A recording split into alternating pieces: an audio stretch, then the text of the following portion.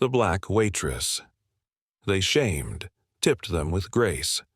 "Can we get someone else? I don't feel comfortable." The woman didn't even look up when she said it. Her voice was sharp, the kind of tone that could slice through glass and dignity at the same time. Nia Brooks stood there, tray in hand, her heart thumping harder than the bass from the restaurant's soft jazz track. The lights from the chandelier danced across the tables, catching on the wine glasses. But in that moment, everything around her blurred. "Is there a problem with your service, ma'am?" The woman finally looked at her. "No problem. I just prefer someone who fits the place better." Her husband snorted, trying not to laugh. The third man at the table, older, quieter, just sank into his chair. Nia froze for half a breath. She'd heard worse. She'd seen people smile while saying uglier things. But tonight it cut deeper. Maybe because she was tired. Maybe because she'd already worked a double shift. Or maybe because she'd promised herself she wouldn't let people like this touch her peace. "Of course," she said softly. "But you'll have to make do with me tonight." The woman rolled her eyes. "Fine, just don't screw it up." Nia turned away, her eyes stinging. She walked toward the counter, each step slow and deliberate. She could hear them laughing behind her, muffled, shallow, empty laughter. And she whispered to herself, "Grace, baby. Always Grace." At the counter, her coworker leaned close. "You okay?" She smiled, the kind of smile that hides storms. "Yeah, just another night in paradise." He shook his head. "You're too calm for all that mess," she exhaled. "You learn to be. My mama used to say, 'Don't let nobody pull you down to where they stand.'" He nodded, but Nia's eyes were far away now, replaying the look on that woman's face, the same look she'd seen 100 times before, the kind that didn't see a person, just a position. In the kitchen, the smell of garlic butter filled the air. She picked up the plates, hot, heavy, perfect, the kind of meal that cost more than she made in 2 hours. Her reflection flashed in the metal door. Tired eyes, hair pulled back too tight, heart too heavy. "Hold your head up, Nia," she whispered. "You work with grace, not for approval." When she returned, the table went quiet for a second. She set down the food, gentle as a prayer. "Enjoy your meal," she said. The man in the gray suit smirked. "You remind me of someone. Used to clean for my family when I was a kid." Nia looked up slowly. "Did she teach you respect too?" The table froze. The woman's jaw tightened. "Excuse me?" Nia's smile didn't fade. "You're excused." The silence that followed was heavy, the kind that fills every corner of a room. Even the piano player missed a note. For the first time that night, Nia didn't feel small. She felt steady. Like her grandmother used to say, "Baby, grace ain't weakness. It's fire that don't burn out loud." And tonight, that fire was just starting to rise. The laughter from table 12 still echoed in her head long after she walked away. Even in the kitchen, over the clatter of plates and the hiss of frying pans, she could still hear it. That mocking kind of laughter people use when they think they're above you. But Nia had a rule: smile through the sting. She leaned against the counter, exhaled, and whispered, "God, just get me through this shift." Her manager, Carl, walked by, chewing gum and pretending not to see the tears threatening her eyes. "Brooks," he said, tapping the counter, "don't get emotional on the floor. Customers can feel that." She wanted to tell him what those customers said. Wanted to ask why he always stepped in to defend them, but never her. Instead, she just nodded. "Yes, sir." That was the thing about Nia. She didn't fight with words. She fought with work. After closing, she changed out of her uniform in the staff room. Jeans, hoodie, same worn sneakers. Her coworkers laughed, complained, scrolled through their phones. But Nia just sat still, looking down at a picture on her lock screen. A woman with gray hair and eyes full of warmth. Her grandmother. The reason she worked double shifts. The reason she never snapped back. "Baby," her grandmother used to say, "you don't need to match nobody's hate. Just let your peace be louder." But peace, Nia knew, came at a cost. Rent was late. Her grandma's medication wasn't cheap. And even after all the overtime, she still had to choose groceries or the light bill. Sometimes, when she stood behind that counter, smiling at people who saw through her, she wondered if Grace was worth it. But then she'd remember her grandma's words, and smile anyway. It was past midnight when Nia walked home through the quiet streets. Her feet ached, her back hurt, but her spirit stayed steady. She stopped for a moment under a flickering streetlight, staring at her reflection in a puddle. "You did good," she whispered to herself. "You stayed kind in a room full of cruel." That was her victory. Unseen, unspoken, but hers. When she reached home, the small apartment smelled like lavender and tea. Her grandmother sat in her chair, wrapped in a blanket, watching an old gospel show. "You home, baby?" Nia smiled softly. "Yeah, Grandma." "I'm home." The old woman turned the TV down. "Rough night?" Nia shrugged. "Same story. Different faces." Her grandmother chuckled. "Let me guess, you smiled through it?" Nia nodded. "Always do." The old woman's eyes softened. "Good, because Grace always pays you back. Maybe not from them, but from God." Nia sat down, holding her grandmother's hand. The world outside didn't care who she was, but in that tiny apartment she mattered, and that was enough. For now.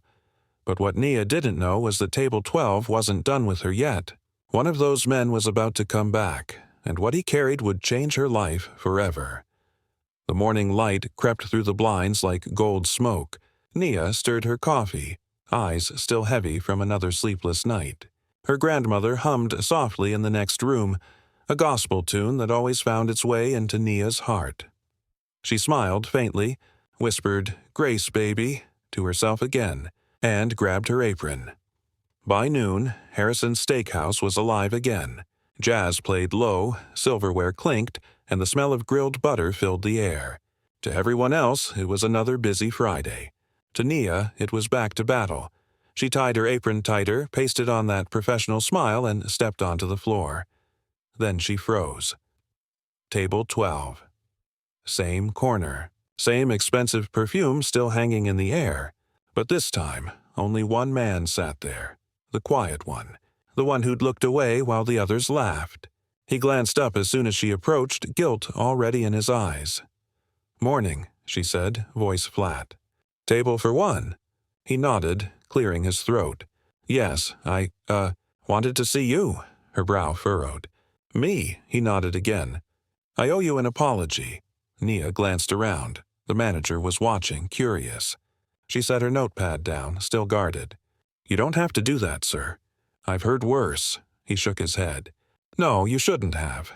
The way they spoke to you, it wasn't right, and I didn't stop it." Nia crossed her arms. "You could have." His face fell. "I know." He reached into his coat and pulled out a photograph. An old one, folded, worn at the edges. He slid it across the table. "Do you know her?" Nia looked down. Her hands trembled before she even touched it. It was a black and white photo. A young black woman in a maid's uniform standing beside a tall white boy in front of a big house. The woman was smiling. The same kind of smile Nia wore when life got heavy, but she refused to break. Her voice came out as a whisper. "That's my grandmother." The man nodded, eyes wet. "She used to work for my family. She helped raise me." Nia blinked. "What did you say your name was again?" "Mark." He swallowed hard. "Mark Jensen." The name hit like a memory. Nia had heard it before. Her grandmother had told stories about the Jensen house, about a little boy who used to bring her flowers from the garden every Sunday. Nia's throat tightened. "You were that boy." He nodded. "And I never forgot her. Or how she used to tell me, kindness costs nothing, but it buys peace." Nia stared at the picture, her grandmother's gentle face, her hands on a child's shoulder. Tears filled her eyes before she could stop them. Mark looked down. "When those people mocked you last night, I saw her, and I saw myself, the coward who stayed quiet." He took out an envelope and placed it on the table. "She once told me Grace always pays back. I think this is part of it." Nia frowned. "What is this?" "A scholarship fund," he said quietly, "named after her. To help young women like you, who carry grace where the world gives pain. Nia didn't speak. Couldn't. The piano music drifted through the room again. Slow, sweet, full of soul. Her eyes fell on the photo one last time, and for the first time in a long while, her smile wasn't something she had to force. "Thank you," she whispered. For remembering her, Mark smiled back. She never really left. She just passed her grace down. But the moment wasn't over yet, because as he left the table, the same woman from last night was walking in, and when her eyes met Nia's again, she had no idea the world had just flipped. The air in Harrison's steakhouse changed the second she walked in. Perfume before presence. Confidence before conscience. It was her, the same woman who'd humiliated Nia just the night before. Expensive bag, perfect hair, that same frozen smile she wore like armor. Nia saw her before the hostess did. For a split second her chest tightened. Then, like her grandmother taught her, she breathed, straightened her shoulders, and whispered under her breath, "Grace, baby." "Always Grace," the hostess smiled politely. "Table for two?" The woman nodded, glancing around the restaurant as if everything and everyone existed for her. "Yes, somewhere nice, please." And fate, with all its quiet humor, led her right back to table 12. The same table she'd used to belittle someone she didn't even know. Nia walked over slowly, holding her notepad, her steps calm and steady. When the woman looked up, the color drained from her face. Her lips parted, just enough for the words to escape. "You." Nia smiled gently. "Good afternoon, ma'am. Would you like to start with a drink?" The woman blinked, lost for a second. "You still work here?" "Yes, ma'am," Nia said softly. "Some of us don't quit when the world gets loud." There was no anger in her voice. No bitterness. Just calm, quiet dignity. The kind that made even the cruel feel small. The woman looked away. I didn't mean what I said last night. It was—" Nia interrupted softly. "You don't have to explain, ma'am. You were just being yourself." The woman froze. That hit harder than any insult could. A waiter passed by, dropping off the order from another table. In that still moment, the restaurant felt heavy, like everyone could feel something had shifted. The woman cleared her throat. "Can I just have water?" "Of course," Nia said. "Grace on the rocks." The woman frowned. "Excuse me?" Nia smiled. "It's what my grandmother called water when you were trying to cool down after saying something you shouldn't have." A few people nearby chuckled under their breath. The woman looked down, red creeping into her cheeks. Moments later, Mark Jensen, the quiet man from earlier, walked back into the restaurant holding the same photograph. He caught sight of Nia and waved. "Miss Brooks," he said warmly, "I just dropped off the first donation. The foundation's official now. Your grandmother's name is on it." The woman turned sharply. "Foundation?" Nia nodded. "Yes, ma'am. The Evelyn Brooks Grace Fund." Mark smiled. "Her grandmother raised me when I had no mother. She taught me kindness when the world was cruel. I just hope this brings that back." The woman stared, silent, frozen, realization cutting through her pride like glass. Mark noticed her and frowned. "You were here last night, weren't you?" Her lips trembled. "Yes, He didn't let her finish. "Then you owe this woman an apology. Because if you'd ever met her grandmother, you'd know what real grace looks like." The restaurant was quiet again, the kind of quiet that speaks louder than words. The woman swallowed hard, tears threatening her mascara. "I'm sorry," she whispered. "I was wrong." Nia smiled, not out of triumph, but peace. Apology accepted. Grace always forgives. She turned, walked away slowly, her steps light, her heart steady. Behind her, the woman lowered her head, whispering, "Grace, I think I just saw it." That night Nia went home with tired feet but a glowing soul. Her grandmother's words echoed in her mind. "When you give grace to those who don't deserve it, that's when it means the most." And for the first time in years, Nia felt like she finally understood what that meant. The sky outside Harrison's steakhouse was streaked with orange and pink when Nia finally clocked out. Her body was tired, but her spirit, that was something else tonight. Something lighter. Something free. She walked through the empty dining hall where every table was now wiped clean, every glass shining. When she reached table 12, she stopped. The same spot that once held laughter and humiliation now held something quiet, almost holy. Someone had left an envelope under a folded napkin. Her name written in neat, cursive handwriting, Nia Brooks. She hesitated before opening it. Inside was a short note written in trembling ink. I don't deserve your kindness. I judged you for where you stand, not who you are. But you taught me something tonight. That grace doesn't need witnesses to be real. LM. And below it, folded carefully, was a $100 bill. Not as a payment. Not as guilt. As something that felt sincere. Nia smiled faintly and whispered to herself, Guess grace tips better than hate ever could. Outside, the evening air was cool. Her phone buzzed with a message from Mark Jensen. Miss Brooks, the first check for the foundation cleared. The community center wants to hold an event next month in your grandmother's honor. You'll be the guest speaker. Please say yes. Nia froze. Her throat tightened, eyes glistening. She'd spent her whole life serving people who never even saw her. And now, she was being invited to stand in front of them. Grandma, she whispered. We made it to the table. When she got home, her grandmother was dozing in her chair, the TV flickering softly. Nia knelt beside her, holding her hand gently. Grandma, they're naming a foundation after you. Her grandmother opened her eyes, tired but glowing. A foundation? Yeah, for young women who work hard, who carry themselves with dignity, just like you taught me. The old woman smiled, voice barely above a whisper. I told you, baby. Grace always comes back home. Nia laid her head in her grandmother's lap. For the first time in years, she didn't feel small or angry or invisible. She felt seen, and somewhere deep in her heart, she knew the same people who once looked down on her would soon be looking up to her story. The next day, the restaurant buzzed with talk.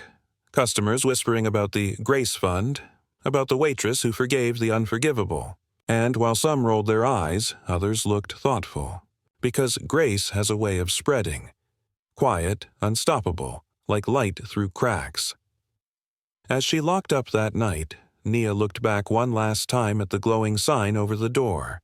She smiled softly and whispered, Tomorrow. I'll serve them again. But this time, they'll taste something new. Because grace, once it blooms, never stays in one heart. It started with one video. A teenager from the back row had recorded Nia's entire speech. Shaky hands, low lighting, but pure emotion. He posted it with a caption that read, She served the people who insulted her, and forgave them in front of the world. By sunrise, it had 2 million views. By noon, it had 10. The comment section overflowed with words that made Nia's heart tremble. This healed something in me.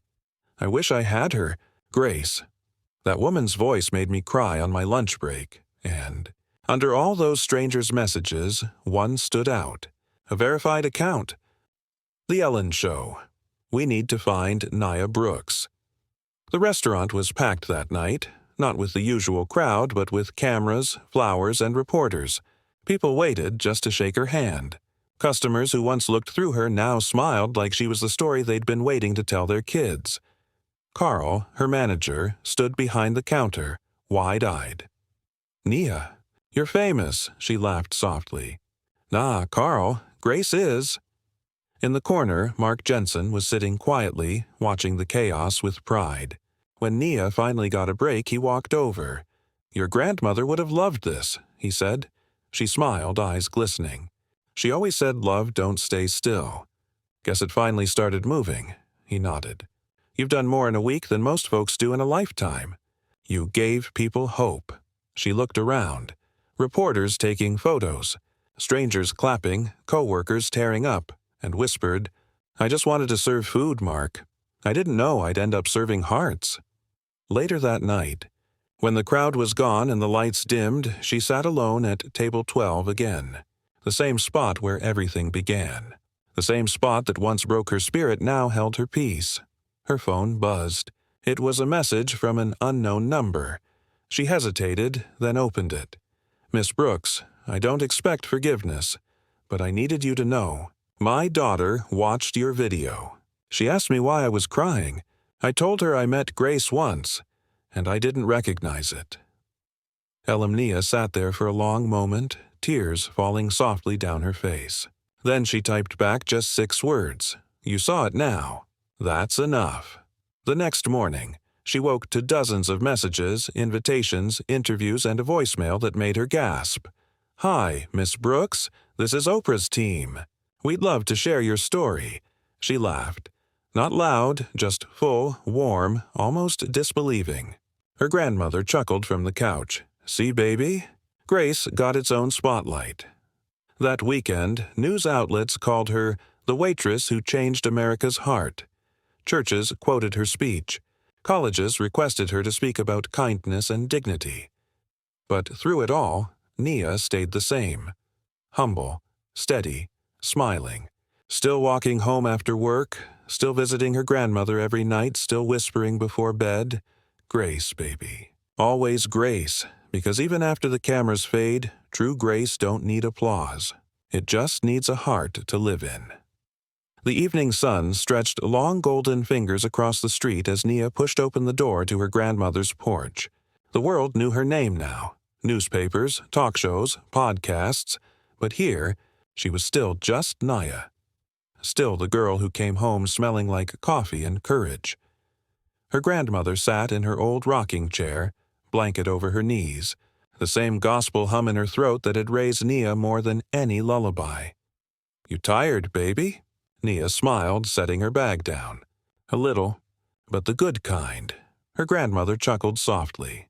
"That's what grace feels like when it grows roots." Nia sat beside her, the porch creaking under their quiet. Across the street, kids were playing jump rope, the same rhythm Nia used to sing as a child. She watched them and whispered, "Grandma, can you believe all this started from one bad night?" The old woman smiled. "Baby, bad nights are where faith learns to shine." The next morning, Nia stood in front of a camera crew for an interview. But this time, it wasn't about fame. It was for the Evelyn Brooks Grace Center, the new community space opening under the foundation. Reporters asked her, "What made you forgive those people instead of fighting back?" Nia looked into the lens, eyes soft but steady. "Because anger changes moments," she said quietly. "But grace changes people." The crowd fell silent. After the interview, she walked into the new building. Fresh paint, sunlight spilling through big glass windows. On the wall near the entrance hung a large framed photograph. Her grandmother, smiling in her maid's uniform, holding little Mark Jensen's hand. And beneath it, in bronze letters, "Grace isn't weakness. It's strength that remembers love." Nia stood there, staring at the picture, tears streaming freely. She whispered, "You made it, Grandma. You finally made it home." That evening, they held a small dedication ceremony.